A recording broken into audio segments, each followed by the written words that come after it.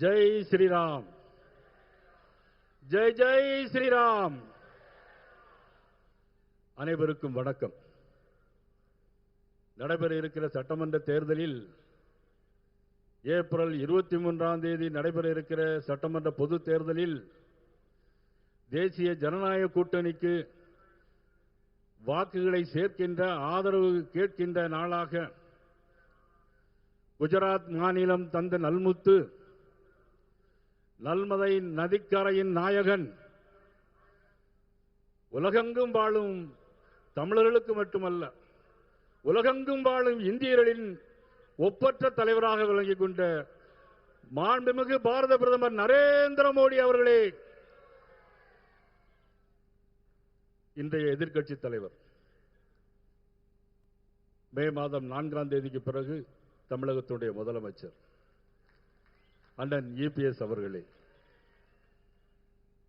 Doctor L Murugan அவர்களே, கொங்கு மண்டலத்தின் தளபதி வேலுமணி அவர்களே,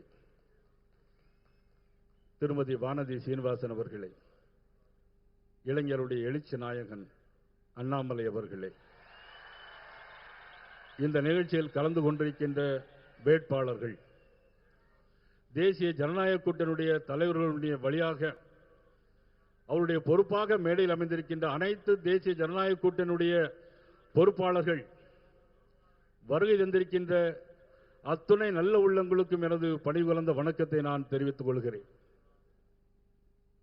நமது முன்னாள் மாநிலத்தில் அண்ணாமலை அவர்கள் குறிப்பிட்டு பேசியதை போல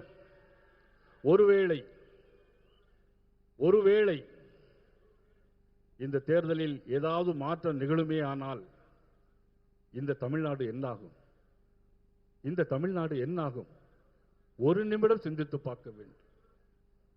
இந்த மேடையிலே வந்திருக்கிறது மாண்புமிகு பாரத நரேந்திர மோடி அவர்கள். இந்த தமிழகத்திற்கு ஓராண்டு காலத்தில் 10-15 தடவைகள் வந்திருக்கிறார்கள். 14.5 லட்சம் கோடி ரூபாய் தந்திருக்கிறார்கள் தமிழகத்திற்கு. 14.5 லட்சம் கோடி ரூபாய் தந்த மகான் நம்முடைய பாரத பிரதமர் நரேந்திர மோடி அவர்கள். இன்றைக்கு முதலமைச்சராக கூடிய ஸ்டாலின் ஒண்ணுமே தரலங்கிறார். ஏன்னா அவருக்கு ஒண்ணுமே தெரியாது. தமிழ்நாட்டில் என்ன நடைபெறுகிறது என்பதை தெரியாது. குக்கிராமங்களில் கஞ்சா விற்பனையாகிறது, கள்ளச்சாராயம் விற்பனையாகிறது. 2 வயது பெண் குழந்தை கஞ்சா போதைப் பொருள் போட்டு 2 வயது பெண் குழந்தை, அவருடைய உடலிலே இரத்த காயம். எவ்வளவு மோசமான சூழ்நிலை! 2 வயது குழந்தை முதல் 70 வயது பெண்கள் வரையிலும் சட்டம் ஒழுங்கு சரியில்லை. சட்ட ஒழுங்கை பாதுகாக்க தவறியது தமிழ்நாடு முதலமைச்சர் ஸ்டாலின் அவர்கள். மறுக்க முடியுமா? ஆனால் இன்றைக்கு நமது பாரத பிரதமர் அவர்கள் புதுச்சேரிக்கு வந்துவிட்டு சென்னையிலே ஒரு நாள் தங்கியிருந்தார்கள்.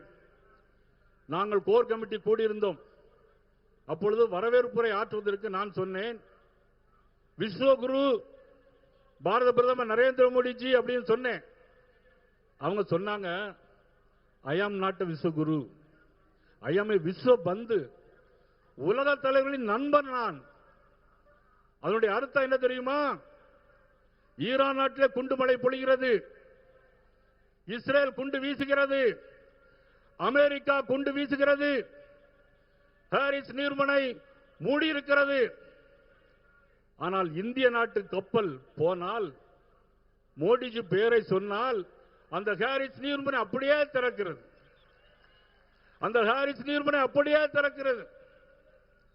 குண்டு மழை பொழிந்து கொண்டிருக்கிறது. வானத்தில் ஒரு விமானம் பறந்து கொண்டிருக்கிறது. ரேடார்ல பார்க்கிறாங்க. எந்த விமானம் அப்படின்னு பார்த்தா அது ஏர் இந்தியா. எல்லா நாட்டிலும் போர்.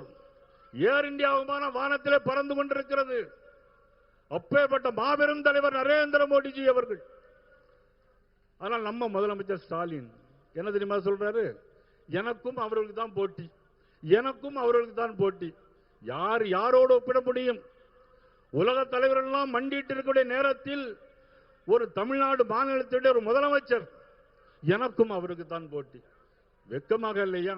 சட்டம் ஒழுங்கு சரியில்லை, கஞ்சா விற்பனை எல்லா இடங்களும் நடைபெறுகிறது. ஆனால் நீங்கள் எனக்கு அவர்கள் தான் போட்டி.